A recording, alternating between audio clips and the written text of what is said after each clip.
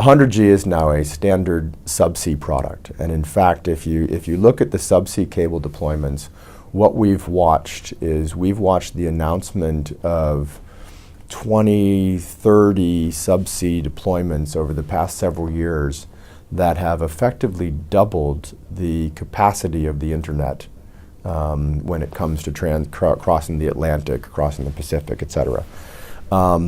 And this is only the beginning. We actually think there's going to be another 20 or 30 important SubC networks built. And we're talking about new provision capacity well in excess of 700 terabits. Probably by the end of the next 2 or 3 years, 1,500 terabits of data. I don't even know what that's called anymore. That's getting too big for me.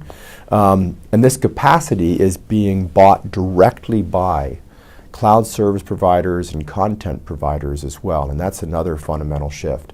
They've realized that they absolutely have to control as much of their global network as they can to be able to deliver to the service level agreement that their clients want.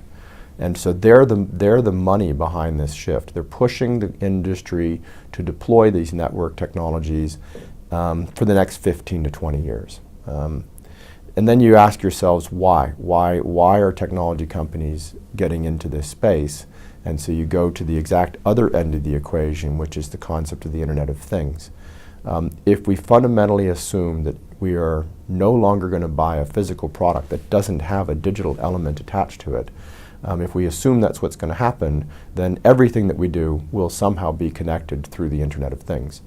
And we've seen clients look at their data set that they've built up over the past 40 years, and they're forecasting that that 40-year-old data set is potentially going to quadruple, quintuple just over the next 2 or 3 years, and that data has to be moved around the world. And so that's the fundamental issue, is to deliver all the great digital services the world's promising. You need some pretty hardcore SubC networks to be able to handle it.